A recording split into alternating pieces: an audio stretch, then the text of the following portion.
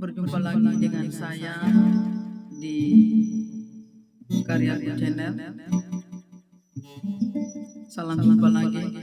Kiranya kita semua dalam keadaan baik dan sehat-sehat selalu. Biarlah kita terus-menerus bersyukur kepada Tuhan, berterima kasih kepada Tuhan atas penyertaan-Nya. Biarlah kita terus-menerus mengagungkan Tuhan, memuliakan Tuhan sepanjang kehidupan kita.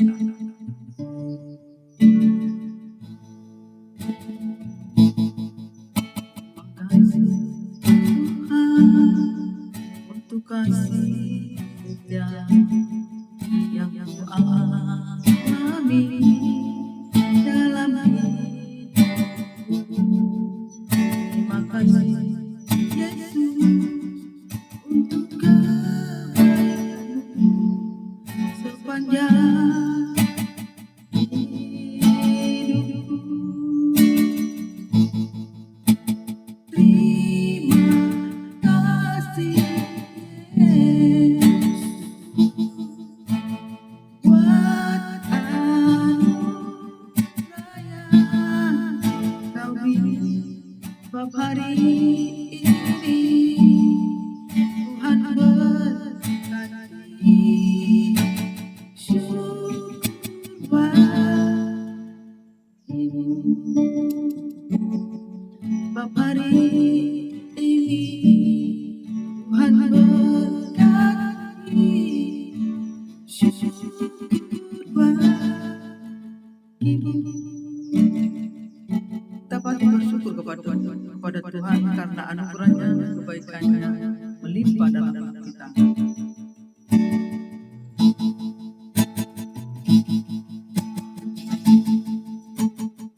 Biarlah segala hormat, biarlah segala pujian hanya bagi Tuhan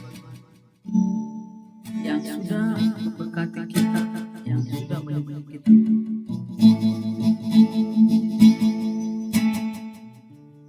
Engkaulah kekuatanku, Engkaulah kemuliaanku, Engkaulah segalanya.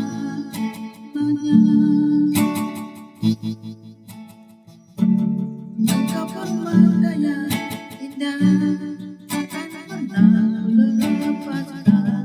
Engkau segalanya.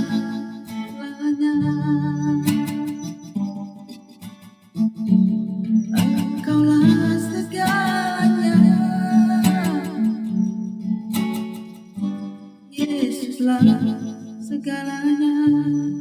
Di sini kita belajar jangan main hakim sendiri. Ini terdapat di dalam Matius 7 ayat 1 sampai 5. Pesan utamanya adalah kita dilarang menghakimi sesama. Tidak ada hak kita di situ, ya. Karena apa? Kita sama-sama pendosa, sama-sama berbuat dosa, sama-sama tinggal dalam daging atau hidup dalam kedagingan. Karena manusia tidak sempurna, jadi penekanannya kita tidak ada hak untuk menghakimi karena kita adalah manusia tidak sempurna. Kita suka munafik dengan melihat kesalahan orang lain, padahal diri kita sendiri lebih salah. Jadi artinya kita lebih condong melihat kesalahan orang lain daripada kesalahan kita. Itu selalu yang terjadi di dalam kehidupan kita sebagaimana kita hidup dalam kehidupan ini.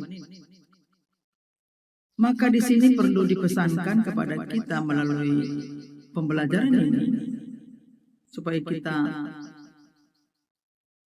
belajar supaya kita tidak menghakimi. Yang pertama, mari kita memahami tentang maksud daripada Matius pasal yang ke-7 ayat 1 sampai 5. Intisarinya adalah firman Tuhan. Yesus berkata, jangan kamu menghakimi supaya kamu tidak dihakimi. Inilah peringatan keras untuk berhenti menempatkan diri kita sebagai hakim atas kehidupan orang lain. Ketika kita sibuk menunjukkan dosa atau kesalahan orang lain, kita sering lupa bahwa ada balok di mata kita yang jauh lebih besar daripada selumbar di mata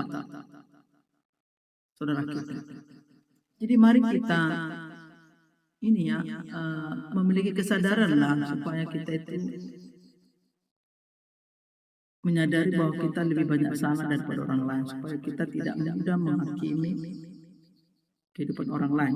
Yang kedua, tiga alasan mengapa kita tidak boleh menghakimi. Yang pertama yaitu tadi, manusia tidak ada yang sempurna. Kita semua memiliki kelemahan dan dosa. Tidak ada manusia yang berhak mengadili orang lain seolah-olah dirinya adalah suci. Yang kedua, menyoroti hak Allah. Menghakimi sama saja dengan merampas hak Allah sebagai satu-satunya hakim yang adil dan maha kuasa.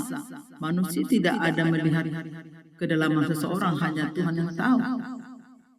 Ya, jadi kalau kita menghakimi berarti kita mengambil atau merampas haknya Allah, karena Allah sendirilah hakim yang adil, karena Allah sempurna. Selanjutnya, hukum tabur tuai di dalam rohani. Ukuran yang kita pakai untuk menghakimi orang lain akan dipakai Tuhan untuk menghakimi kita juga. Jika kita keras dan tanpa belas kasihan, Tuhan pun akan melakukan hal demikian. Jadi ada takarannya. Seperti apa kita menghakimi orang lain, dan itu akan dipakaikan Tuhan untuk mengukur kesalahan kita. Maka di sini refleksinya supaya kita tidak menghakimi. Mari kita introspeksi diri sebagai pribadi sebelum kita mengomentari. Ya, banyak kita introspeksi diri. Saat melihat kesalahan orang lain, gunakan prinsip iman atau internal clause of control. Koreksi dan evaluasi diri sendiri terlebih dahulu sebelum menilai orang lain. Tetapi ini kebanyakan manusia sukar melakukannya karena tidak mau berdamai dengan hatinya. Yang kedua, tegur dengan kasih. Ingatlah bahwa teguran untuk memperbaiki itu diperbolehkan dan diperlakukan asal dilakukan dengan hati yang penuh kasih, tidak menghakimi, dan juga bukan karena akar dendam atau kebencian. Boleh kita menegur dengan kasih. Ya. Jangan kita menegur karena kita benci, dendam, dan sebagainya. Selanjutnya, serahkan penghakiman itu kepada Allah. Urusan pembalasan kejahatan atau menghukum perbuatan jahat adalah otoritas Allah sendiri. Tugas kita adalah mengasihi dan mendoakan. Jadi ini perlu kita pahami. Ya, sebagai kita manusia yang sama statusnya pendosa. Maka saudaraku yang terkasih dalam Tuhan, pemaparan materi ini sangat sederhana, tetapi saya percaya jikalau dengan kerendahan hati kita menerima firman ini, kita akan mengalami pertumbuhan, kita akan mengalami perubahan, dan tentunya semakin mengerti akan kehendak Tuhan. Jadi firman Tuhan ini bertemakan jangan main hakim sendiri. Mari kita saudaraku yang terkasih, siapapun dimanapun Anda berada, mari kita merendahkan hati untuk menerima firman ini supaya terus mengubahkan hidup kita. Selama kita hidup terus menerus diperbarui supaya menuju ke dalam kesempurnaan. Tidak ada yang sempurna. Tetapi kalau kita mengizinkan Roh Allah bertata bernaung di hati kita, maka kita menuju kesempurnaan. Memang untuk mencapai kesempurnaan melakukan firman Tuhan ini jatuh bangun kita. Bahkan hinaan cercaan itu terus menerus akan tertuding bagi kita. Tetapi percaya yakin kepada kuasa Tuhan akan memampukan kita, mencakapkan kita apabila kita menyerahkan hidup kita sepenuhnya kepada Tuhan. Kalau sudah Allah yang berdaulat bertata di hati kita, maka Dia akan memampukan kita untuk melakukan firman ini. Kita tidak ada kemampuan untuk melakukan itu, tetapi karena kuasa Roh Kudus akan memampukan mencakapkan kita. Sekali lagi, kita tidak ada memiliki kemampuan kecakapan karena kita manusia pendosa dan memiliki benih dosa dan kita tidak sempurna. Tetapi yang memampukan itu adalah kuasa Roh Kudus jikalau kita izinkan Dia bertata bernaung di hati kita. Jadi saudaraku yang terkasih, dimanapun Anda berada, biarlah sedikit pemaparan akan materi firman ini, kita semakin mengerti posisi dan status kita sebagai manusia yang tidak sempurna. Biarlah kiranya Roh Kudus yang memampukan mencakapkan kita melakukan firman.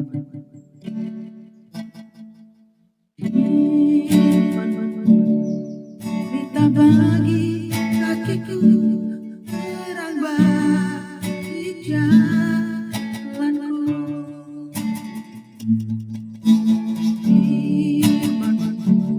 Kita bagi kakiku terang bagi jalanku. Terang